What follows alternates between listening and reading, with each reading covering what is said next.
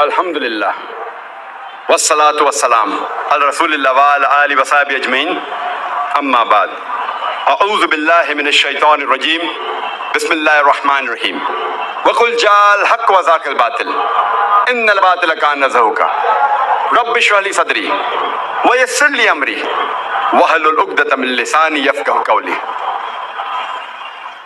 میرے محترم بزرگوں اور میرے عزیز بھائیوں اور بہنوں، میں آپ سب کا خیر مقدم کرتا ہوں اسلامک طریقے سے۔ السلام علیکم ورحمۃ اللہ وبرکاتہ۔ اللہ سبحانہ و تعالیٰ کی سلامتی، رحمت اور برکت آپ سب پر ہو۔ مجھے بے حد خوشی ہو رہی ہے کہ پھر سے ایک بار تقریباً 6 سال کے بعد میں پھر سے ایک بار حیدرآباد تقریر کے دورے کے سلسلے میں آیا ہوں۔ آپ جیسے جانتے ہیں کہ میں تقریر اکثر انگریزی میں کرتا ہوں۔ چند مواقع پہ جب آرگنائزرز اصرار کرتے ہیں، میں کوشش کرتا ہوں میری کمزور اردو یا ہندی میں کچھ تقریر کروں، کیونکہ میری تعلیم صرف انگریزی زبان میں ہوئی ہے، اسی لیے ظاہر ہے کہ اس اردو تقریر میں کافی غلطیاں کروں گا۔ اسی لیے تقریر کے شروع میں آپ سب سے معذرت چاہتا ہوں ان غلطیوں کے لیے، اور امید کرتا ہوں کہ آپ ان غلطیوں کو نظر انداز کریں گے اور تقریر کے پیغام پر توجہ کریں گے۔ آج کی تقریر کا عنوان ہے اسلام انسانیت کے لیے رحمت نہ کہ زحمت۔ اسلام لفظ سلم یا سلام سے آتا ہے، جس کے معنی ہے سلامتی، امن۔ اسلام آتا ہے لفظ سلم سے بھی، جس کے معنی ہے اپنی رضا اللہ کے حوالے کرنا۔ مختصراً اسلام کے معنی ہے سلامتی یا امن حاصل کرنا اپنی رضا اللہ کے حوالے کرنے کے بعد۔ اسلام ایک ایسا مذہب ہے جو انسان کی دونوں ضروریات پوری کرتا ہے، جسمانی بھی اور روحانی بھی۔ اسلام کی سب سے اہم کتاب ہے قرآن مجید۔ یہ قرآن مجید اللہ سبحانہ و تعالیٰ کی آخری کتاب ہے جو نازل کی گئی تھی آخری پیغمبر محمد صلی اللہ علیہ وسلم پر۔ اس قرآن میں انسانیت کے مسائل کا حل ہے۔ This Quran is the most positive book in the world۔ یہ سارے عالم میں سب سے بہترین کتاب ہے۔ It is a proclamation to humanity۔ یہ انسانیت کے لیے ایک پیغام ہے۔ It is a fountain of mercy and wisdom۔ رحمت اور حکمت کا سرچشمہ ہے۔ It is a warning to the heedless۔ غافلوں کے لیے تنبیہ ہے۔ It is a guide to the erring۔ بھٹکے ہوئے لوگوں کے لیے رہبر ہے۔ It is an assurance to those in doubt۔ شک کرنے والوں کے لیے اطمینان ہے۔ It is a solace to the suffering۔ پریشانی میں مبتلا ہوئے لوگوں کے لیے رحمت ہے۔ And it is a hope to those in despair۔ مایوس کے لیے ایک امید ہے۔ یہ اللہ سبحانہ و تعالیٰ کا آخری پیغام قرآن مجید ساری انسانیت کے مسائل کا حل ہے۔ اللہ سبحانہ و تعالیٰ فرماتے ہیں سورہ رعد میں، سورہ نمبر 13 آیت نمبر 38 میں، لِكُلِّ أَجْلٍ کتاب، اور ہر دور میں ہم نے ایک کتاب نازل کی۔ اللہ سبحانہ و تعالیٰ نے کئی کتابیں نازل کی، لیکن قرآن مجید اللہ سبحانہ و تعالیٰ کی آخری کتاب ہے جو نازل کی گئی تھی محمد صلی اللہ علیہ وسلم پر۔ جتنے بھی کتابیں، جتنے بھی وحی جو قرآن مجید سے پہلے آئے، وہ صرف ایک قوم کے لیے تھی، اور اس کا سارا پیغام مکمل طور پہ صرف ایک محدود وقت کے لیے تھا، لیکن کیونکہ قرآن مجید اللہ سبحانہ و تعالیٰ کی آخری کتاب ہے، آخری وحی ہے، اسی لیے وہ صرف مسلمانوں یا صرف عربوں کے لیے نازل نہیں کی گئی تھی، قرآن مجید ساری انسانیت کے لیے ہے۔ اور اللہ تعالیٰ فرماتے ہیں سورہ ابراہیم میں سورہ نمبر 14 آیت نمبر 1 میں، الف لام را، ہم نے یہ کتاب نازل کی محمد صلی اللہ علیہ وسلم پہ تاکہ وہ انسانیت کو اندھیرے سے روشنی میں لے آئے۔ اللہ تعالیٰ یہ نہیں فرماتے کہ ہم نے کتاب محمد صلی اللہ علیہ وسلم پہ نازل کی تاکہ وہ مسلمانوں یا صرف عربوں کو اندھیرے سے روشنی میں لے آئے، لیکن اللہ تعالیٰ فرماتے ہیں کہ ہم نے یہ کتاب نازل کی محمد صلی اللہ علیہ وسلم پہ تاکہ وہ ساری انسانیت کو اندھیرے سے روشنی میں لے آئے۔ اللہ تعالیٰ فرماتے ہیں سورہ ابراہیم میں سورہ نمبر 14 آیت نمبر 52 میں، یہ ایک پیغام ہے ساری انسانیت کے لیے اور خبردار کر رہا ہے کہ خدا اللہ ایک ہے اور سمجھداروں کے لیے یہ ہدایت ہے۔ اللہ تعالیٰ فرماتے ہیں سورہ بقرہ میں سورہ نمبر 2 آیت نمبر 185 میں، رمضان وہ مہینہ ہے جس میں قرآن مجید نازل کیا گیا تھا فرقان کے لیے اور ساری انسانیت کے لیے ایک ہدایت ہے۔ اللہ تعالیٰ فرماتے ہیں سورہ الزمر میں سورہ 39 آیت نمبر 41 میں کہ ہم نے قرآن مجید نازل کیا محمد صلی اللہ علیہ وسلم پر تاکہ وہ ساری انسانیت کو ہدایت دے، صرف مسلمان یا صرف عربوں کو نہیں لیکن ساری انسانیت کو۔ یہ قرآن مجید انسانیت کے سارے مسائل کا حل ہے۔ اور اللہ تعالیٰ فرماتے ہیں سورہ فاطر میں سورہ نمبر 35 آیت نمبر 24 میں، وَإِن مِّنْ أُمَّةٍ إِلَّا خَلَا فِيهَا النَّذِيرُ، نہیں ہے کوئی قوم جس میں ہم نے خبردار کرنے والا نہیں بھیجا۔ اللہ تعالیٰ فرماتے ہیں سورہ رعد میں سورہ نمبر 13 آیت نمبر 7 میں، وَلِكُلِّ قَوْمٍ هَادٍ، اور ہر قوم میں ہم نے ہدایت کی راہ دکھانے والا بھیجا،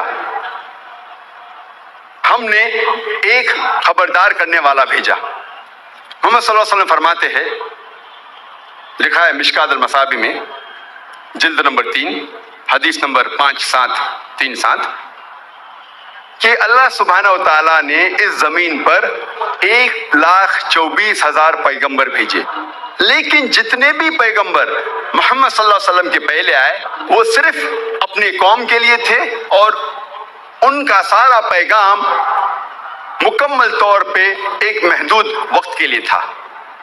لیکن کیونکہ محمد صلی اللہ علیہ وسلم اللہ سبحانہ و تعالیٰ کے آخری پیغمبر ہے، وہ صرف مسلمان یا صرف عربوں کے لیے نہیں بھیجے گئے تھے۔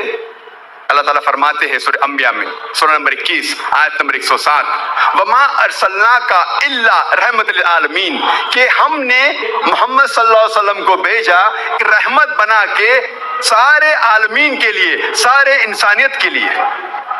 اللہ تعالیٰ فرماتے ہیں سورہ سبا میں سورہ نمبر 34 آیت نمبر 28 میں، وَمَا أَرْسَلْنَاكَ إِلَّا كَافَّةً لِلنَّاسِ بَشِيرًا وَنَذِيرًا، ہم نے محمد صلی اللہ علیہ وسلم کو ایک عالمی پیغمبر بنا کے بھیجا تاکہ وہ لوگوں کو سیدھی راہ دکھا سکے اور برائی سے روکے۔ کیونکہ محمد صلی اللہ علیہ وسلم آخری پیغمبر تھے، وہ صرف عربوں یا مسلمانوں کے لیے نہیں بھیجے گئے تھے لیکن ساری انسانیت کے لیے۔ لیکن آج ہم جب انٹرنیشنل میڈیا دیکھتے ہیں، انٹرنیشنل میڈیا پہ پڑھتے ہیں، ہم یہ دیکھتے ہیں کہ آج کا انٹرنیشنل میڈیا، چاہے وہ انٹرنیشنل نیوز پیپرز ہو، انٹرنیشنل میگزینز ہو، international radio broadcast stations ہو یا international television satellite channels ہو، اس پہ ہم دیکھتے ہیں کہ کہا جا رہا ہے کہ اسلام انسانیت کے لیے زحمت ہے۔ یہ انٹرنیشنل میڈیا یہ کہہ رہی ہے کہ اسلام انسانیت کے لیے مسئلہ ہے۔ یہ انٹرنیشنل میڈیا اس پیغام کو پھیلا رہی ہے کہ اسلام انسانیت کے لیے زحمت ہے، اسلام انسانیت کے لیے مسئلہ ہے،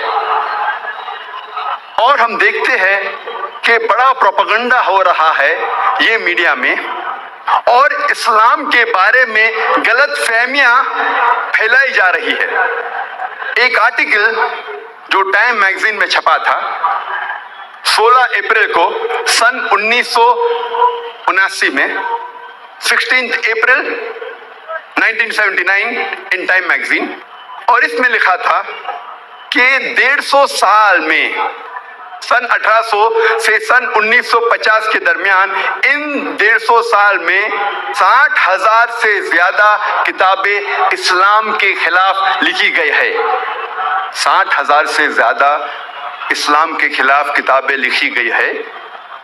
اس کا مطلب ہر روز ایک سے زیادہ کتاب لکھی گئی ہے ان 150 سال میں، اور اس کے بعد یہ تعداد بڑھتی جا رہی ہے، اور خصوصاً 11 سپٹمبر 2001 کے بعد یہ تعداد کئی گنا بڑھ گئی ہے۔ ہر روز کئی کتابیں لکھی جا رہی ہے اسلام کے خلاف اور محمد صلی اللہ علیہ وسلم کے خلاف، اور میڈیا کئی اسٹریٹجیز استعمال کرتی ہے اسلام کو بدنام کرنے کے لیے۔ اکثر یہ media they pick up the black sheep of the community، جو لوگ نام کے مسلمان ہیں اپنی زندگی میں اسلام پر عمل نہیں کرتے، ان لوگوں کو میڈیا ہائی لائٹ کرتی ہے اور بتاتی ہے کہ یہ عام مسلمان ہیں۔ اکثر مسلمان اس طریقے کے ہوتے ہیں۔ they pick up the black sheep of the community and portray them like exemplary Muslim۔ اور ہر مذہب میں کئی لوگ ہیں، اور اسلام میں بھی کچھ لوگ ہیں جو اپنے مذہب پر عمل نہیں کرتے۔ میڈیا ان لوگوں کو ٹارگٹ کرتی ہے، اور میڈیا میں ہائی لائٹ کیا جاتا ہے کہ اکثر مسلمان ایسے ہوتے ہیں۔ اگر ایک نئی گاڑی مارکیٹ میں لانچ ہوتی ہے، مثال کے طور پہ مرسیڈیز 500 SEL، ایک نئی ماڈل مرسیڈیز کی لانچ ہوتی ہے، اور آپ جاننا چاہتے ہیں کہ یہ گاڑی کتنی اچھی ہے، اور اس گاڑی کے اسٹیئرنگ ویل کے پیچھے ایک ایسے شخص کو بٹھاتے ہیں جو گاڑی چلانا جانتا ہی نہیں، ڈرائیونگ جانتا ہی نہیں۔ وہ شخص گاڑی کو چلاتے سمے گاڑی کا ایکسیڈنٹ کر دیتا، گاڑی کو ٹھوک دیتا ہے۔ میں یہ جاننا چاہتا ہوں آپ کس کو ذمہ دار ٹھہرائیں گے، کس کو قصوروار ٹھہرائیں گے، مرسیڈیز گاڑی کو یا ڈرائیور کو؟ بٹ نیچرل آپ ڈرائیور کو قصوروار ٹھہرائیں گے، ذمہ دار ٹھہرائیں گے۔ اگر آپ یہ دیکھنا چاہتے ہیں کہ گاڑی کتنی اچھی ہے، آپ کو اس کے اسپیسیفیکیشنز، اس گاڑی کے بارے میں تحقیق کرنا چاہیے۔ اس کا پک اپ کیا ہے، اس گاڑی کا ایوریج کیا ہے، اس کے گیئرز کتنے ہیں، اس کی سپیڈ کتنی ہے، اس کے سیفٹی میجرز کیا ہے۔ اسی طریقے سے اگر آپ کو اسلام کے بارے میں جاننا ہے تو آپ مسلمانوں کو مت دیکھیے، آپ اسلام کے کتابوں کی تحقیق کیجیے، اور اسلام کی بنیادی کتاب ہے قرآن مجید اور محمد صلی اللہ علیہ وسلم کی صحیح حدیث۔ اگر آپ اسلام کو جاننا چاہتے ہیں تو قرآن مجید کو پڑھیے اور محمد صلی اللہ علیہ وسلم کے صحیح حدیث کو پڑھیے، پھر آپ کو پتہ لگے گا اسلام کیسا مذہب ہے۔ اگر آپ گاڑی کو ٹیسٹ ڈرائیو کرنا چاہتے ہیں تو ایسے ایکسپیرینس ایکسپرٹ ڈرائیور کو گاڑی کے اسٹیئرنگ ویل کے پیچھے بٹھائیے جو ڈرائیونگ جانتا ہے۔ اگر آپ کو ایک اچھے مسلمان کو دیکھنا ہے، جو سب سے بہترین ایگزامپل، سب سے بہترین مثال ہے محمد صلی اللہ علیہ وسلم۔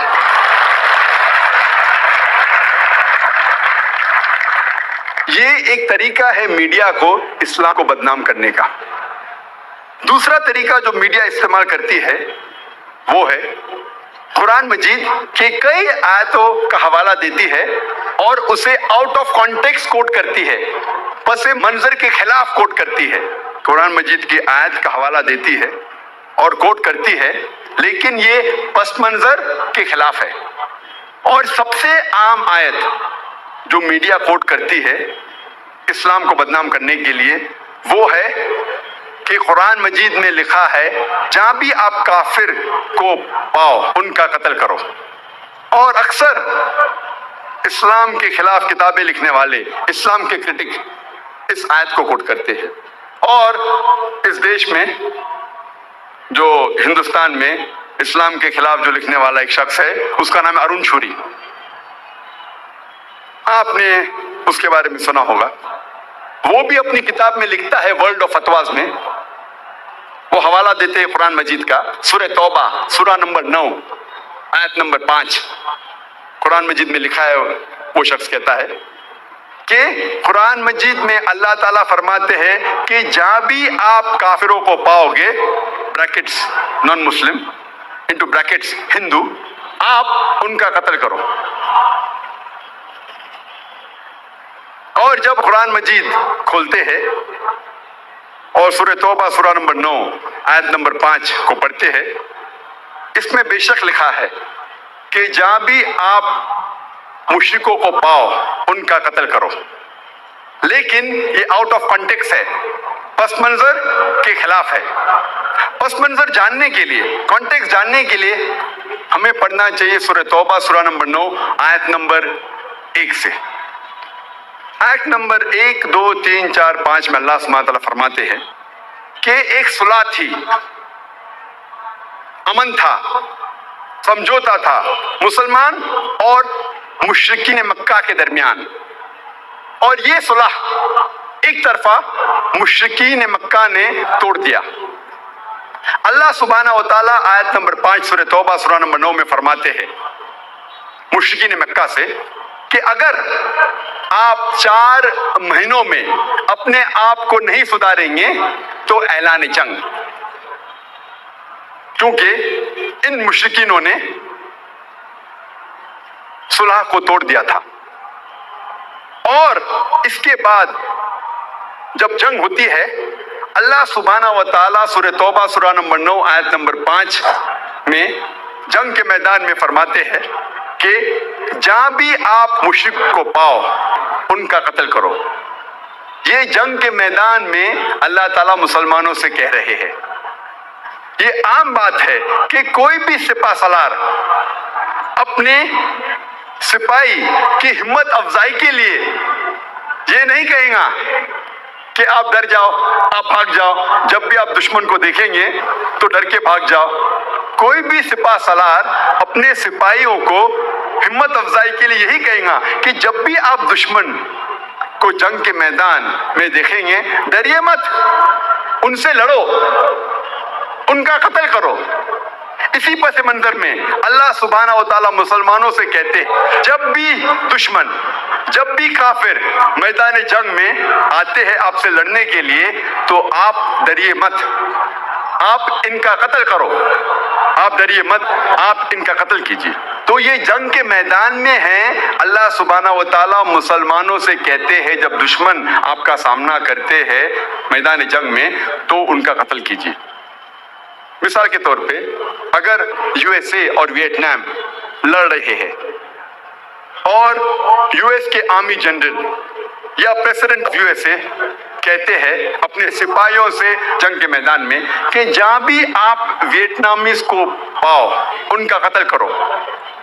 اگر میں یہ آج کی تاریخ میں کہوں گا کہ یو ایس پریزیڈنٹ آج کہتے ہیں کہ جہاں بھی آپ ویتنامیز کو پاؤ ان کا قتل کرو، میں انہیں قصائی ثابت کروں گا. یہ کانٹیکسٹ میں ہے جنگ کے میدان میں. اور ہم دیکھتے ہیں، میں پوچھتا ہوں ارون شوری سے کہ ایک بھی مسلمان نے ارون شوری کو قتل کرنے کی کوشش کی؟ کبھی پڑھا آپ نے؟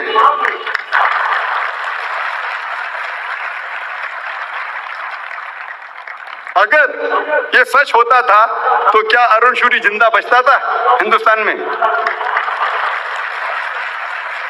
اسی سے ثابت ہوتا ہے قرآن مجید میں کہیں نہیں لکھا ہے، اللہ تعالیٰ کبھی بھی نہیں کہتے کہ جہاں بھی آپ کافر کو پاؤ ان کا قتل کرو. یہ جنگ کے میدان میں ہے، جب آپ سے لڑنے آ رہے ہیں تو آپ ڈریے مت، ان کا قتل کیجیے. اور ارون شوری اپنی کتاب میں سورہ توبہ سورہ نمبر 9 آیت نمبر 5 سے جم کرتا ہے آیت نمبر 7 پر. کوئی بھی عام آدمی یہ سمجھ جائے گا کہ آیت نمبر 6 میں اس کے بیماری کا حل ہے، ارون شوری کے بیماری کا حل ہے. آیت نمبر 6 میں اللہ سبحانہ و تعالیٰ فرماتے ہیں کہ اگر دشمن، اگر مشرک آپ سے صلح چاہتے ہیں، امن چاہتے ہیں، تو صرف انہیں چھوڑ مت دیجیے، لیکن ان کو حفاظت کے ساتھ ایک محفوظ جگہ لے جا کر چھوڑیے. آج کے تاریخ میں سب سے رحم دل سپہ سالار یہ کہیں گا اپنے سپاہیوں سے اگر دشمن امن چاہتا ہے تو اسے چھوڑ دو، لیکن یہاں اللہ تعالیٰ فرماتے صرف چھوڑیے مت، ان کو حفاظت کے ساتھ ایک محفوظ جگہ پہ لے جا کر چھوڑیے. اور جتنے بھی آیت آپ دیکھیں گے قرآن مجید میں جہاں لکھا ہے کہ جنگ کے میدان میں کافروں کا قتل کرو، اس کے فوراً بعد لکھا ہے کہ امن اور بہتر ہے، صلح اور بہتر ہے، پیس از بیٹر. یہ ایک دوسرا طریقہ ہے جو میڈیا استعمال کرتی ہے اسلام کو بدنام کرنے کے لیے.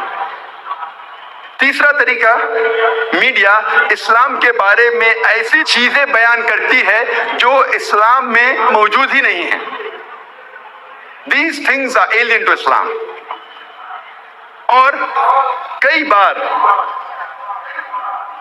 میڈیا یہ کہتی ہے کہ اسلام انسانیت کے لیے زحمت ہے، اور کئی بار میڈیا اسلام کے تعلیمات کو ایسے طریقے سے پیش کرتی ہے، یہ تعلیمات اسلام میں موجود ہے لیکن اس طریقے سے پیش کرتی ہے جیسے یہ انسانیت کے لیے ایک مسئلہ ہے، یہ انسانیت کے لیے زحمت ہے. اور اگر ہم ان تعلیمات کو سمجھیں گے تو ہمیں پتہ لگتا ہے کہ یہ تعلیمات حالانکہ رحمت ہے، زحمت نہیں. یہ مسئلہ نہیں ہے، انسانیت کے مسائل کا حل ہے. مثال کے طور پہ میڈیا کہتی ہے مسلمز آر فنڈامنٹلسٹ، مسلمان بنیاد پرست ہے. بنیاد پرست کی معنی کیا ہے؟ What is the meaning of the word fundamentalist? بنیاد پرست وہ شخص ہے جو بنیادی باتوں پر عمل کرتا ہے. اور اگر ایک انسان کو اچھا میتھمیٹیشین بننا ہے تو اس کے لیے فرض ہے کہ وہ میتھمیٹکس کے بنیادی باتوں کو جانے اور اس پر عمل کرے. جب تک وہ میتھمیٹکس کے میدان میں، میتھمیٹکس کے شعبے میں بنیاد پرست نہیں ہے، تب تک وہ اچھا میتھمیٹیشین بن ہی نہیں سکتا. اگر کوئی شخص کو اچھا سائنٹسٹ بننا ہے، اس کے لیے ضروری ہے کہ وہ سائنس کے میدان کی بنیادی باتوں کو جانے اور اس پر عمل کرے. جب تک وہ سائنس کے میدان میں بنیاد پرست نہیں بنتا ہے، تب تک وہ اچھا سائنٹسٹ بن ہی نہیں سکتا. ہم سب بنیاد پرست کو ایک ہی لاٹھی سے نہیں ہانک سکتے. We cannot paint all fundamentalists with the same brush. ہمیں تحقیق کرنا چاہیے کہ وہ کس میدان میں بنیاد پرست ہے، کس شعبے میں بنیاد پرست ہے. مثال کے طور پہ اگر کوئی شخص بنیاد پرست چور ہے، اس کا پیشہ ہے چوری کرنا، وہ شخص معاشرے کے لیے اچھا انسان نہیں، وہ ایک اچھا بنیاد پرست نہیں ہے. دوسرے اور ایک بنیاد پرست ڈاکٹر ہے جس کا پیشہ ہے ہزاروں انسانوں کی جان بچانا. یہ شخص معاشرے کے لیے اچھا انسان ہے، یہ اچھا بنیاد پرست ہے. اسی لیے کوئی بھی بنیاد پرست کو لیبل دینے کے پہلے، لقب دینے کے پہلے ہمیں تحقیق کرنا چاہیے کس میدان میں وہ بنیاد پرست ہے. میں ایک بنیاد پرست مسلم ہوں. I am a fundamentalist Muslim and I am proud to be a fundamentalist Muslim. میں ایک بنیاد پرست مسلمان ہوں اور مجھے فخر ہے کہ میں بنیاد پرست مسلمان ہوں، کیونکہ میں اسلام کی بنیادی تعلیمات کو جانتا ہوں اور کوشش کرتا ہوں ان پر عمل کرنے کی، اور میں جانتا ہوں کہ اسلام میں ایک بھی چیز ایسی نہیں کہی گئی ہے جو انسانیت کے خلاف ہے۔ عام طور پہ اگر آپ تحقیق کریں گے، اسلام میں ایک بھی آیت نہیں ہے، اسلام میں ایک بھی تعلیم ایسی نہیں ہے جو عموماً طور پر انسانیت کے خلاف ہے۔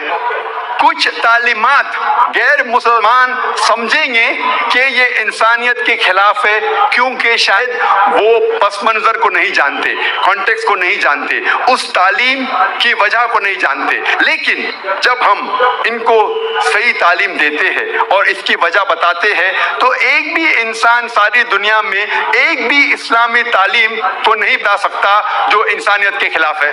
یہ میرا چیلنج ہے، یہ میرا دعویٰ ہے۔ جب ہم آکسفورڈ ڈکشنری پڑھتے ہیں بنیاد پرست کے معنی کے لیے، اس میں لکھا ہے کہ fundamentalist is a person who strictly adheres to the fundamentals or doctrine of any religion۔ بنیاد پرست وہ شخص ہے جو کوئی بھی مذہب کی بنیادی باتوں یا اس کی کتابوں پر عمل کرتا ہے پختگی کے ساتھ، اسٹرکٹلی۔ لیکن جب ہم ریوائزڈ ایڈیشن پڑھتے ہیں آکسفورڈ ڈکشنری کا، اس میں لکھا ہے کہ fundamentalist is a person who strictly adheres to the fundamentals or doctrines of any religion, especially Islam. Revise Oxford dictionary میں لکھا ہے کہ بنیاد پرست وہ شخص ہے جو پختگی کے ساتھ کوئی بھی مذہب کے فنڈامنٹلز، بنیادی باتوں یا اس کی کتاب کو پختگی سے عمل کرتا ہے، خصوصاً اسلام۔ یہ الفاظ خصوصاً اسلام، اسپیشلی اسلام، جوڑا گیا ہے ریوائزڈ ڈیفینیشن میں آکسفورڈ ڈکشنری کے۔ جب بھی آپ یہ لفظ بنیاد پرست سنیں گے، فوراً آپ کے ذہن میں آ جائے گا مسلمان، اور آپ کے ذہن میں آئے گا مسلمز آر ایکسٹریمسٹ، مسلمان شدت پسند ہے۔ میں کہتا ہوں میڈیا سے، آئی ایم این ایکسٹریمسٹ، میں شدت پسند ہوں۔ I'm extremely kind, I'm extremely loving, I'm extremely merciful, I'm extremely honest۔ میں شدت پسند ہوں، میں انتہا ایماندار ہوں، میں انتہا دیالو ہوں، میں انتہا محبت کرتا ہوں، میں انتہا حق پسند ہوں۔ میں پوچھنا چاہتا ہوں کہ کوئی بھی انسان مجھے یہ ثابت کر سکتا ہے کہ انتہا ایماندار ہونا غلط ہے؟ یہ قرآن مجید میں لکھا ہے۔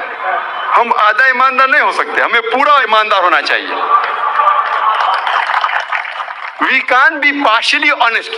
جب ہمارا فائدہ ہے تو ہم ایماندار ہیں، نہیں تو ہم بے ایمان ہیں۔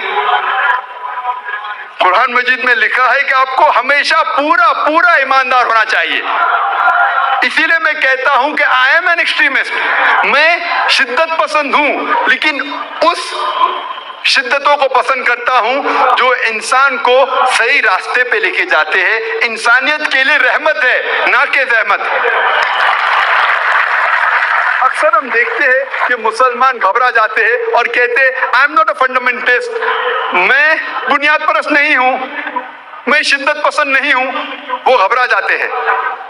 میں کہتا ہوں ٹرن دا ٹیبلز اوور، بازی کو پلٹو، کب تک آپ ڈریں گے؟ اور ساری دنیا میں میں ہمیشہ کہتا ہوں کہ میں بنیاد پرست ہوں، میں شدت پسند ہوں، اور جب تک آپ بنیاد پرست نہیں ہوگے تب تک آپ اچھے مسلمان بن ہی نہیں سکتے۔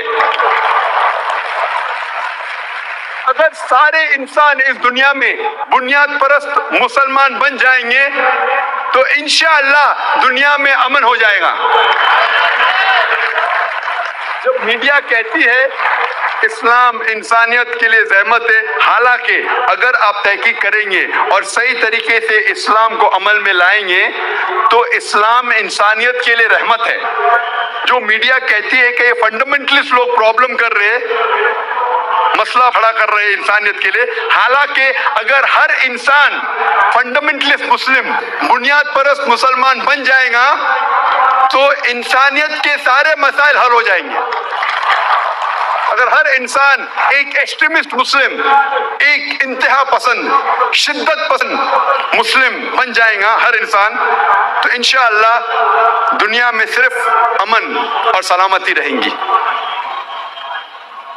میڈیا کہتی ہے کہ مسلمز آر ٹیررسٹ، مسلمان دہشت گرد ہے. میں کہتا ہوں کہ ہر مسلم کو دہشت گرد ہونا چاہیے. Every Muslim should be a terrorist. دہشت گرد کے معنی کیا ہے؟ دہشت گرد مطلب اگر کوئی انسان دوسرے انسان کے دل میں دہشت پیدا کرتا ہے تو اسے کہتے ہیں دہشت گرد.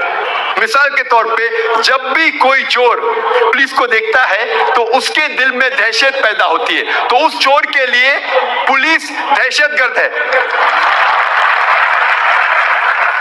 اسی طریقے سے ہر چور جب مسلمان کو دیکھتا ہے تو اس کے دل میں دہشت پیدا ہونا چاہیے.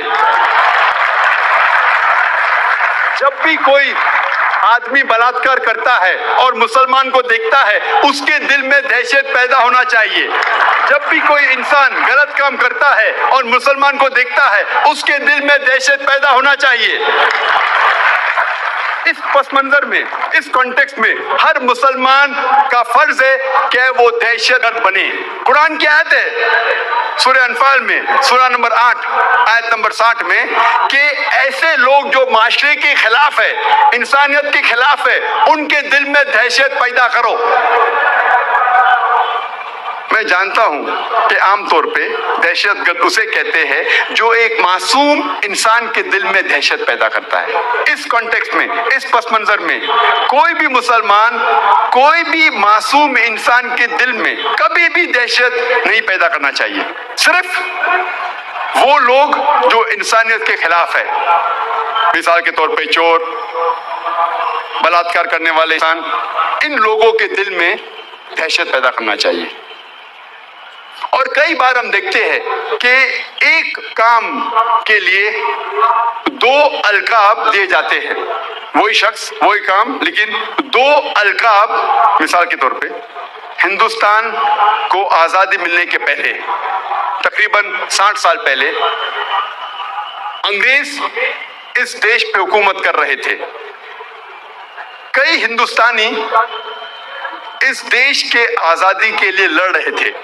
یہ لوگ کو انگریز گورنمنٹ کہتی تھی کہ یہ دہشت گرد ہے، دیز آر ٹیررسٹ. لیکن ہم عام ہندوستانی ان لوگوں کو کہتے تھے دیش بھکت، پیٹریوٹس. وہی شخص، وہی کام، ٹو ڈفرنٹ لیبلز، دو القاب. اگر ہم برٹش حکومت، انگریز حکومت کے نظریے سے واقف ہے اور مانتے ہیں کہ ان لوگوں کو ہندوستان پہ حکومت کرنے کا حق تھا، تو ہمیں ماننا پڑے گا کہ یہ لوگ دہشت گرد تھے. لیکن اگر ہم عام ہندوستانی کے نظریے سے واقف ہے اور مانتے ہیں کہ انگریز ہندوستان میں تجارت کرنے آئے تھے، انہیں ہم پہ حکومت کرنے کا کوئی حق نہیں، تو ہم مانیں گے یہ لوگ دیش بھکت تھے، پیٹریوٹس تھے، فریڈم فائٹرز تھے. اسی لیے کوئی بھی لقب دینے کے پہلے ہمیں تحقیق کرنا چاہیے کہ کس وجہ سے وہ آدمی جدوجہد کر رہا ہے، لڑ رہا ہے. اور آج کی پریس کانفرنس میں حیدرآباد کی پریس مجھ سے یہ پوچھ رہی تھی کہ مسلمان ہمیشہ ٹیررسٹ کیوں ہیں؟ تو میں نے ان سے کہا کہ برٹش حکومت، انگریز حکومت 60-70 سال پہلے بھگت سنگھ کو ٹیررسٹ کہتی تھی. تو اس نے کہا کہتی تھی، آپ اس کو مانتے؟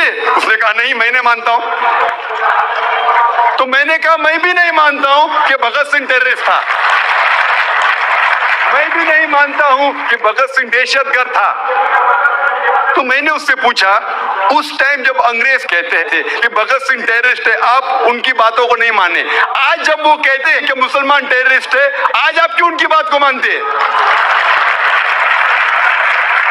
तो वो रिपोर्टर हंसने लगा।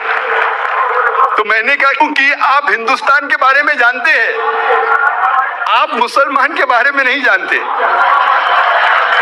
आप ये नहीं जानते कि जो western media, American press, British press मुसलमान को टेररिस्ट कह रही है, आप उनके बारे में, उनके पस मंजर, उनके कॉन्टेक्स्ट को नहीं जानते, उनके हालात को नहीं जानते। और आप ऐसी मिसाल आलमी हिस्ट्री में कई बार देखेंगे। मिसाल के तौर पे 19वीं सदी में, इन द 19th century, 1875 में अमेरिकन रेवोल्यूशन था। अंग्रेज लोग अमेरिका पर हुकूमत कर रहे थे। कई अमेरिकन अपनी देश की आजादी के लिए लड़ रहे थे और ब्रिटिश हुकूमत इन लोगों को टेररिस्ट कहती थी। और सबसे नंबर 1 टेररिस्ट ब्रिटिश हुकूमत के लिए उस वक्त था जॉर्ज वॉशिंगटन। यही नंबर 1 टेररिस्ट जो अंग्रेज हुकूमत कहती थी, चंद साल बाद वो बन जाता है यूएसए का प्रेसिडेंट। आप सोच सकते हैं, नंबर 1 टेररिस्ट यूएसए का प्रेसिडेंट बन जाता है। और ये रोल मॉडल है, गॉड फादर है। बाकी सब प्रेसिडेंट्स जितने भी आते हैं वो उसे रोल मॉडल समझते हैं, इंक्लूडिंग जॉर्ज बुश। आप सोच सकते हैं, टेररिस्ट यूएसए का प्रेसिडेंट, सबसे पहला प्रेसिडेंट, और ये रोल मॉडल है बाकी सब प्रेसिडेंट के लिए। ऐसी मिसाल आप कई पेश कर सकते हैं। और जो लोग अंग्रेज जब अमेरिकन को टेररिस्ट कहती थी चंद साल पहले, आज उनके सबसे प्यारे दोस्त है। अंग्रेज हुकूमत टेररिस्ट से दोस्ती रखती है। ऐसे कई मिसाल आप देखेंगे। हम जानते हैं कि पहले गोरे लोग साउथ अफ्रीका पर हुकूमत करते थे, उसे कहते थे व्हाइट अपार्थाइड गवर्नमेंट, गोरे की हुकूमत। उस वक्त ये हुकूमत ने नेल्सन मंडेला को पकड़ के 25 साल से ज्यादा रॉबिन आइलैंड में कैद रखा था और कहती थी साउथ अफ्रीका का टेररिस्ट नंबर 1 है नेल्सन मंडेला। जब साउथ अफ्रीका को फ्रीडम मिलता है, फौरन बाद ये टेररिस्ट नंबर 1 को रिहा किया जाता है और उसको बनाया जाता है प्रेसिडेंट ऑफ साउथ अफ्रीका। और चंद साल बाद यही शख्स नेल्सन मंडेला को अवार्ड मिलता है, नोबेल प्राइज फॉर पीस। आप सोच सकते हैं, टेररिस्ट नंबर 1 को कुछ साल बाद मिलता है नोबेल प्राइज फॉर पीस। ऐसा नहीं कि वो पहले दहशतगर्द था और उसने कुछ बुरा काम किया और बाद में सुधर गया और इंसानियत के लिए अच्छा काम किया। वही काम के लिए जिसे उसे टेररिस्ट कहा जाता था, उसी काम के लिए उसको मिलता है चंद साल बाद नोबेल प्राइज फॉर पीस। ये सारा मीडिया का खेल है। Media can make day into night, black into white, hero into a villain, villain into a hero. रात को दिन कर सकता है मीडिया, चोर को हीरो बना सकता है, अच्छे को बुरा बना सकता है, बुरे को अच्छा। कौन सा मीडिया पावर में है, उस तरीके से उसको लक़ब दिया जाता है। तो इसीलिए जो भी आप लक़ब किसी से सुनते हैं उसे मान मत लो, तहकीक करो किस वजह से वो शख्स, वो इंसान जिद्दोजहद कर रहा है, किस वजह से वो इंसान लड़ रहा है। तो मेरी दरखास्त है सारे इंसानों से, सारे गैर मुसलमानों से, कि कम से कम आप ब्लाइंडली आंख बंद करके जो भी आपको सुनने में आता है उसे मान मत लो। कुरान मजीद में लिखा है सूरह हुजुरात में, सूरह नंबर 49 आयत नंबर 6 में, जब भी कोई चीज आपके पास आती है, कोई भी कुछ कहता है, उसकी तहकीक करो दूसरे को पहुंचाने के पहले। अगर ऐसे टेररिस्ट जो लोग इंसानियत के खिलाफ है, उनके दिल में अगर दहशत पैदा करने वाले लोग, हर इंसान अगर सही मुस्लिम टेररिस्ट, जिस तरीके से कुरान कहता है कि जो लोग इंसानियत के खिलाफ है उनके दिल में दहशत पैदा करो, अगर हर इंसान ऐसा इस्लामिक टेररिस्ट बन जाए तो जहमत दुनिया से मिट जाएंगी, सिर्फ रहमत रहेंगी, सिर्फ अमन रहेगा। मीडिया कहती है कि Islam is an intolerant religion, इस्लाम एक मुतासिब मजहब है, मुतासिब, इनटॉलरेंट, बर्दाश्त करने की कुव्वत नहीं है। इस मजहब को जो मानते हैं वो बर्दाश्त करने की उन लोगों में कुव्वत नहीं, इनटॉलरेंट, मुतासिब लोग हैं। मैं कहता हूं Islam is intolerant towards dishonesty, towards crime, towards injustice. It is intolerant towards victimization, towards racism. इस्लाम मुतासिब है डिसऑनेस्टी से, बेईमानी से, मुतासिब है रेसिज्म से, मुतासिब है क्राइम से। जो आज के माशरे, जो वेस्टर्न मीडिया है, जो वेस्टर्न माशरा है, मगरबी तहजीब जो समझती है अच्छा है और हम समझते हैं वो गलत है, बुरा है, उन चीजों से मुतासिब है हम। जो वो समझते हैं कि उनके लिए फायदेमंद है, हम समझते हैं ये सोसाइटी के लिए, माशरे के लिए बुरी चीज है। मिसाल के तौर पे इस्लाम इंटॉलरेंट है, मुतासिब है ड्रग एडिक्शन से, मुतासिब है अल्कोहलिज्म से, मुतासिब है क्राइम से, मुतासिब है पोर्नोग्राफी से, प्रोस्टिट्यूशन से, एडल्ट्री से, फॉर्निकेशन से, जिना से।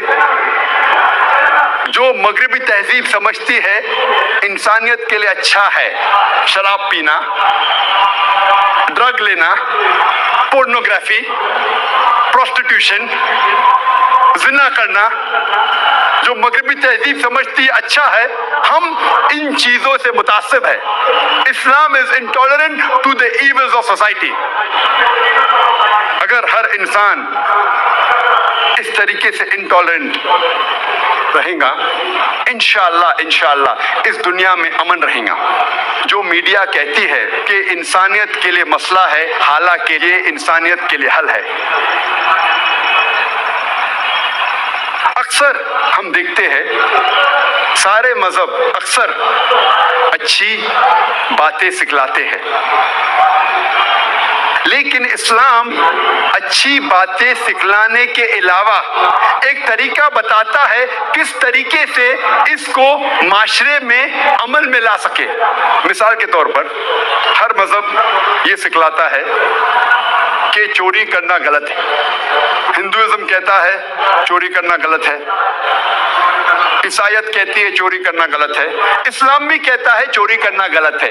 लेकिन इस्लाम में ये कहने के अलावा कि चोरी करना गलत है, हराम है, इस्लाम में एक तरीका बताया गया है किस तरीके से माशरे में चोरी को मिटाया जा सकता है।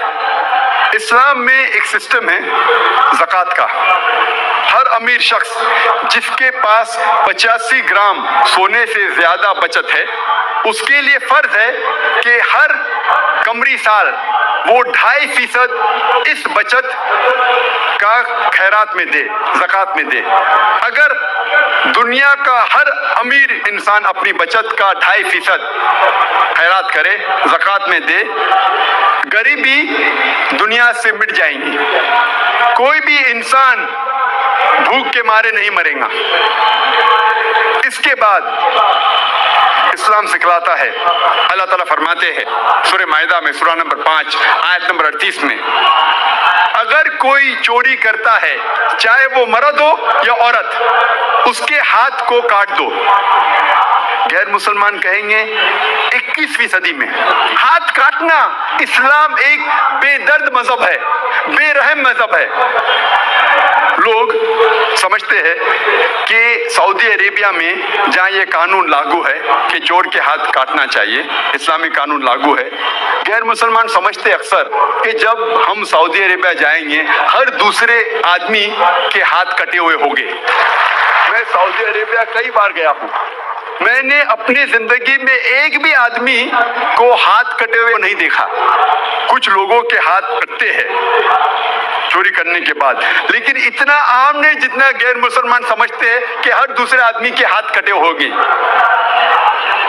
یہ قانون اتنا سخت ہے کہ چور لاکھ بار سوچے گا چوری کرنے کے پہلے تو ہاتھ کاٹنے کی ضرورت ہی نہیں پڑے گی۔ قانون اتنا سخت ہے کہ چور لاکھ بار سوچے گا اگر میں چوری کیا اور پکڑا جاؤں گا تو ہاتھ کاٹی جائیں گی۔ باقی لاء کے اندر، باقی کوڈ کے اندر کیا، جج کو اب برائب دو، گھوس دو، رشوت دو، لائر کو رکھو، اکثر چھوٹ جائیں گے۔ اسلام میں اگر پکڑے جائیں گے، ثابت کیا جائے گا، ہاتھ کاٹے جائیں گے، چاہے وہ امیر انسان ہو یا غریب انسان، سزا ایک ہی ہے۔ ہم سمجھتے ہیں کہ you S a is the most advanced country in the world، سب سے ترقی یافتہ، تعلیم یافتہ ملک ہم سمجھتے ہیں یو ایس اے کو۔ آپ شاید یہ نہیں جانتے یو ایس اے ایک ایسا ملک ہے جہاں سب سے زیادہ چوری ہوتی ہے۔ اگر آپ فہرست دیکھیں گے وہ ممالک کی جہاں سب سے زیادہ چوری ہوتی ہے، ان میں سے ایک ہے اور اونچے نمبر پہ آتا ہے یو ایس اے۔ میں یہ پوچھنا چاہتا ہوں، اگر ہم اسلامی قانون، اسلامی شریعت یو ایس اے میں لاگو کریں گے کہ ہر انسان جو امیر ہے 2.5% اپنی بچت کا غریبوں میں بانٹے، اس کے بعد کوئی بھی شخص یو ایس اے میں چوری کرتا ہے، چاہے آدمی یا عورت ہو، اس کے ہاتھ کاٹنا چاہیے۔ میں یہ پوچھنا چاہتا ہوں کہ چوری کی تعداد یو ایس اے میں بڑھیں گی، وہیں کے وہیں رہیں گی یا گھٹ جائیں گی؟ بڑھیں گی، وہیں کے وہیں رہیں گی یا گھٹیں گی؟ گھٹیں گی۔ آپ اسلامی قانون شریعت کو کوئی بھی دیش میں لاگو کرے، چاہے وہ یو ایس اے ہو، کینیڈا ہو، انگلینڈ ہو، آسٹریلیا ہو، سعودی عربیہ ہو، انڈیا ہو، سنگاپور ہو، دنیا کے کوئی بھی ملک میں آپ شریعت کو لاگو کریں گے، فوراً آپ کو رزلٹ ملے گا، فوراً۔ اسلام اچھے باتیں سکھانے کے علاوہ ایک طریقہ بتاتا ہے کس طریقے سے یہ اچھی بات کو معاشرے میں عام کیا جائے اور عمل میں لے آ سکے۔ میں اور ایک مثال آپ کے سامنے رکھتا ہوں۔ اکثر سب مذہب میں سکھایا جاتا ہے کہ عورتوں کو چھیڑنا نہیں چاہیے، عورتوں کا بلاತ್ಕಾರ نہیں کرنا چاہیے، زنا بالجبر نہیں کرنا چاہیے۔ ہندوازم میں سکھایا جاتا ہے، عیسائیت میں سکھایا جاتا ہے، اسلام میں بھی۔ لیکن اسلام میں اس کے علاوہ صرف یہ نہیں کہا جاتا ہے کہ عورتوں کو چھیڑو مت، ان کا بلاತ್ಕಾರ، زنا جبر مت کرو، لیکن یہ بھی دکھلایا جاتا ہے کس طریقے سے معاشرے میں ایسا ماحول پیدا کیا جائے کہ کوئی بھی شخص کوئی بھی عورت کو نہیں چھیڑے گا۔ بلاತ್ಕಾರ کرنے کی بات تو دور ہے، چھیڑے گا ہی نہیں۔ اسلام میں حجاب ہے۔ اکثر لوگ عورتوں کے حجاب کے بارے میں ذکر کرتے ہیں، لیکن اللہ سبحانہ و تعالیٰ قرآن مجید میں پہلے مردوں کے حجاب کے بارے میں کہتے ہیں۔ اللہ تعالیٰ فرماتے ہیں سورہ نور میں، سورہ نمبر 24 آیت نمبر 30 میں، کہہ دو مومن مردوں سے کہ اپنی نگاہ نیچے کرے۔ جب بھی کوئی آدمی کوئی عورت کو دیکھتا ہے اور برے خیالات آتے ہیں، قرآن مجید میں بھی لکھا ہے فوراً اپنی نظر کو نیچے کرنا چاہیے۔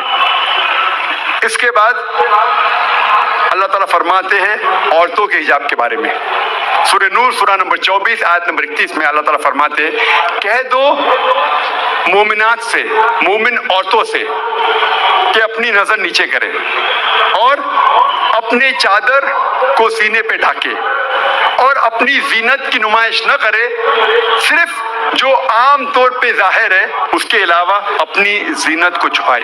صرف محرم کے سامنے اجازت ہے کہ شوہر، لڑکے، والد وغیرہ اسلام میں جب ہم قرآن اور صحیح حدیث پڑھتے ہیں حجاب کے 6 نکات ہیں. سب سے پہلے نقطہ ہے سطر. مرد کے لیے ناف سے لے کے گھٹنے تک ایکسٹینڈ. عورتوں کے لیے سارا جسم چھپا ہونا چاہیے, صرف چہرہ اور ہاتھ کلائی تک کھلا رہ سکتا ہے. باقی 5 نکات مرد اور عورت میں یکساں ہے. دوسرا نقطہ, کپڑے اتنے مہین نہیں ہونا چاہیے, اتنے پتلے نہیں ہونا چاہیے جس کے تھرو آپ دیکھ سکیں. تیسرا نقطہ, کپڑے اتنے چست نہیں ہونا چاہیے کہ انسان کا ڈھانچہ دکھے. چوتھا نقطہ, کپڑے اتنے بھڑکیلے نہیں ہونا چاہیے کہ دوسرا جنس اس سے متاثر ہو جائے, اٹریکٹ اپوزٹ سیکس. پانچواں نقطہ, کپڑے دوسرے جنس کے نہیں پہننا چاہیے. اور چھٹا نقطہ, دوسرے مذہب کی نشانی والے کپڑے مت پہنیے. یہ 6 نکات ہے. اس کے بعد اللہ تعالیٰ فرماتے ہیں سورہ احزاب میں, سورہ نمبر 33 آیت نمبر 59 میں, اے نبی کہہ دو اپنے بیویوں سے, اپنے بیٹیوں سے اور مومنات سے, مومن عورتوں سے, جب بھی وہ باہر جائے تو جلباب اوڑھے, اپنی چادر کو اپنے جسم پہ اوڑھ لے تاکہ لوگ انہیں پہچان سکے اور کوئی بھی انہیں نہیں چھیڑے. قرآن میں حجاب کیوں کیا جاتا ہے لکھا ہے تاکہ لوگ انہیں پہچان سکے اور کوئی بھی شخص انہیں نہیں چھیڑے. مثال کے طور پہ اگر 2 جڑواں بہن جو بہت خوبصورت ہے, یکساں خوبصورت ہے, اگر حیدرآباد کے سڑک پہ چل رہی ہے, دونوں بہن حیدرآباد کے سڑک پہ چل رہی ہے, دونوں خوبصورت ہے, یکساں خوبصورت ہے, جڑواں بہن ہے. ایک بہن پہنی ہوئی ہے اسلامک لباس, اسلامی لباس, سارا جسم ڈھکا ہوا ہے, صرف چہرہ اور ہاتھ کلائی تک کھلے ہیں. دوسری بہن مغربی لباس پہنی ہوئی ہے, منی اسکرٹس اور شارٹس, اور دونوں بہن چل رہے ہیں حیدرآباد کی سڑک پر. کونے پہ ایک لفنگا کھڑا ہے لڑکی کو چھیڑنے کے لیے. میں پوچھنا چاہتا ہوں وہ کس کو چھیڑے گا, وہ بہن جو اسلامی لباس میں ہے یا وہ بہن جو مغربی لباس میں ہے, منی اسکرٹس اور شارٹس؟ کس کو چھیڑے گا, کس کو چھیڑے گا؟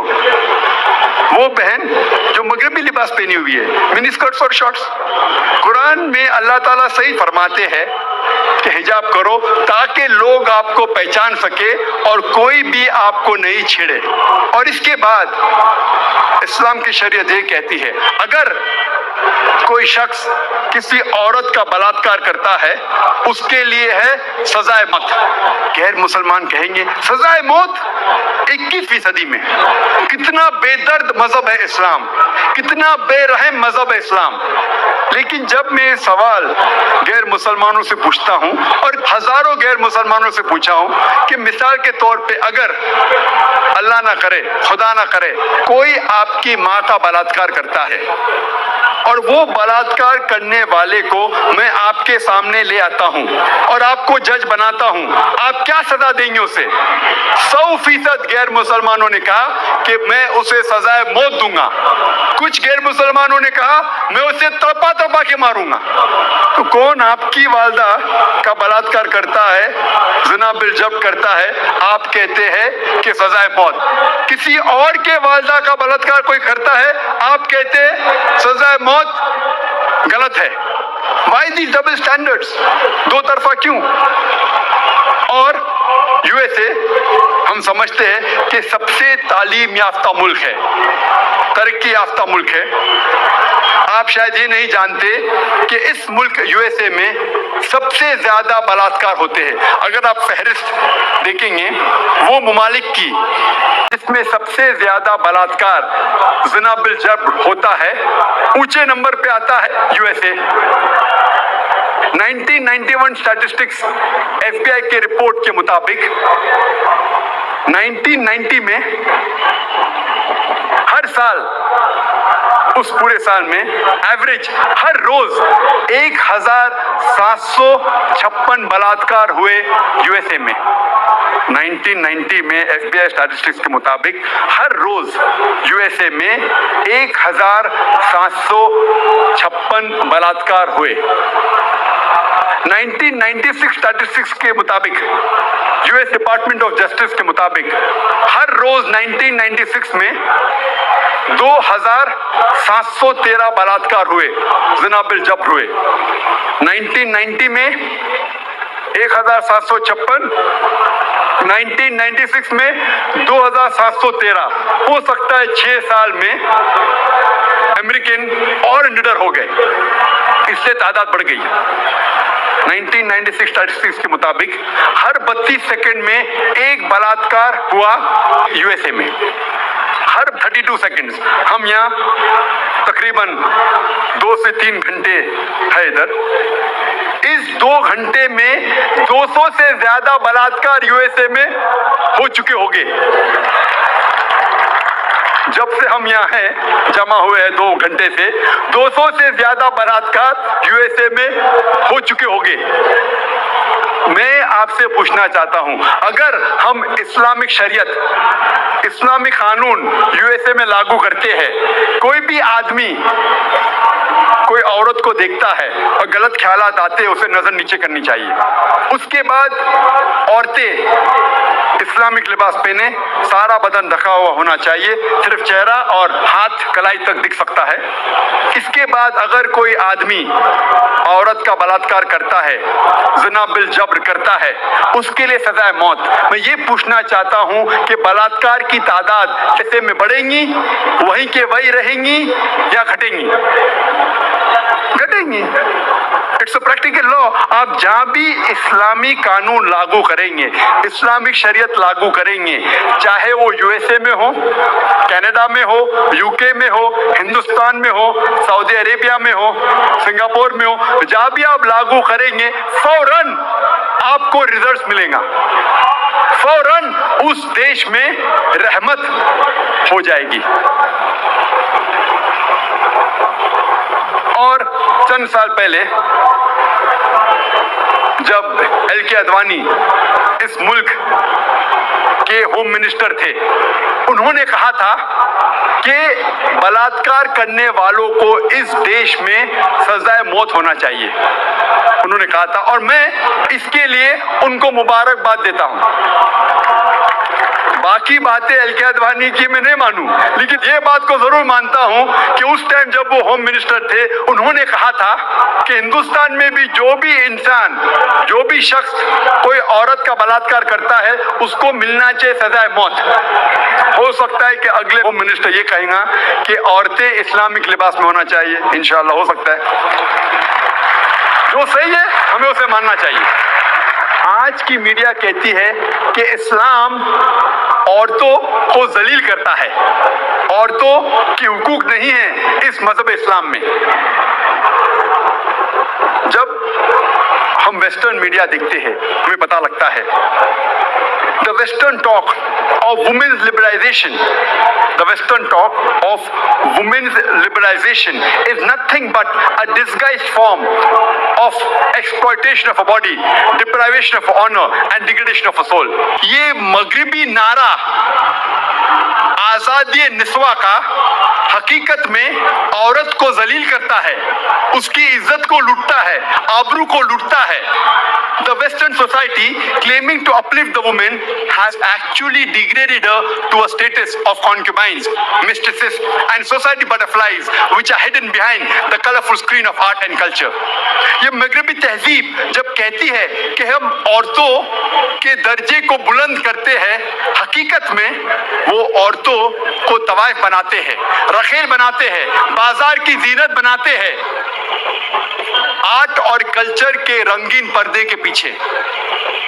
आर्ट और कल्चर के नाम पे वो कहते हैं कि हम औरतों को आजादी दे रहे हैं, हकीकत में वो उन्हें जलील करते हैं।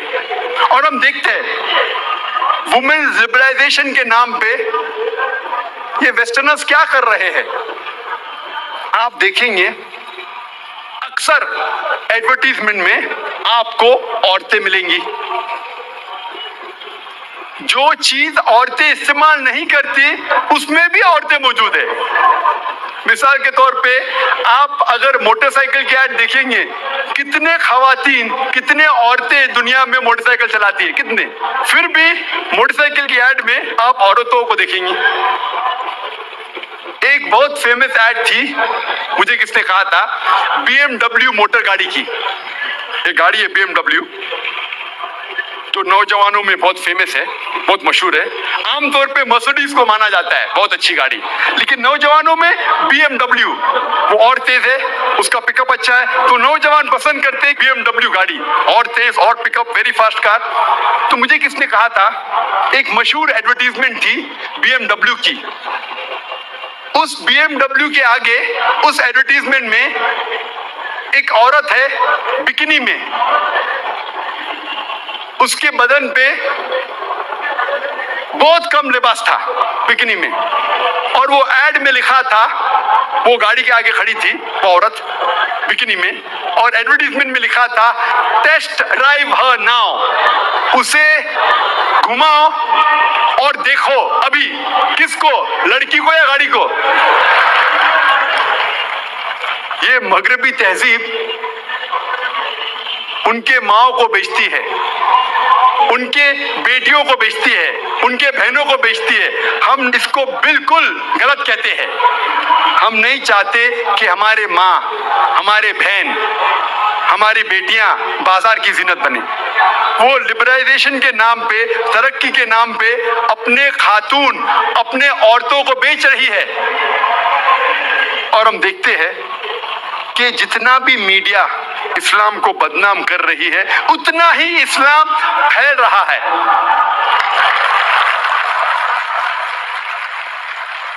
آج سب سے زیادہ پھیلنے والا مذہب ساری دنیا میں نمبر 1 اسلام.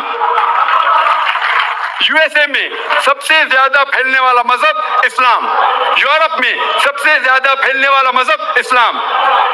اور جو لوگ, جو غیر مسلمان اسلام قبول کرتے ہیں, ان میں سے 2/3 حصہ عورتیں ہیں. 2/3 of them are women.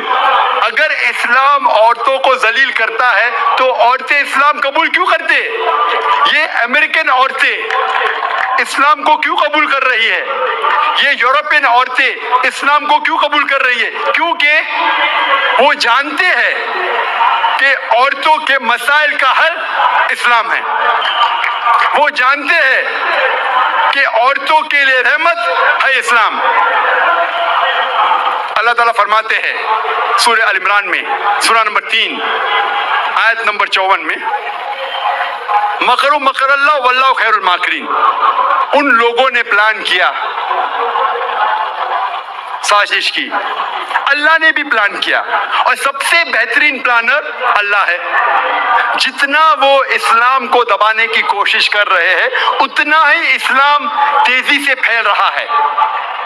اور خصوصاً میڈیا 11 سپتمبر 2001 کے بعد جو تیزی سے اسلام کو بدنام کر رہا ہے, الحمدللہ ثم الحمدللہ, اتنی ہی تیزی سے اسلام پھیل رہا ہے. 11 سپتمبر 2001 کے بعد 10 مہینے میں 34,000 امریکنوں نے اسلام قبول کیا. 11 سپتمبر 2001 کے بعد 9 مہینے میں 22,000 یورپین لوگوں نے اسلام قبول کیا. جتنا بھی وہ اسلام کو دبانے کی کوشش کر رہے ہیں, اتنا ہی اسلام پھیل رہا ہے. اسی لیے میں کہتا ہوں, اسلام انسانیت کے لیے رحمت ہے, زحمت نہیں. جب میڈیا کہتی ہے کہ انسانیت کے لیے اسلام ایک مسئلہ ہے, حالانکہ انسانیت کے مسائل کا حل ہے اسلام. میں تقریر کو ختم کرنا چاہتا ہوں اللہ سبحانہ و تعالیٰ کی آیت سے. سورہ اسراء میں سورہ نمبر 17 آیت نمبر 81 میں اللہ سبحانہ و تعالیٰ فرماتے وَقُلْ جَاءَ الْحَقُّ وَزَهَقَ الْبَاطِلُ إِنَّ الْبَاطِلَ كَانَ زَهُوقًا. کہہ دو حق آ چکا ہے اور باطل ختم ہو گیا ہے, اور باطل کو ختم ہونا ہی تھا۔ وآخر دعوانا الحمدللہ رب العالمین۔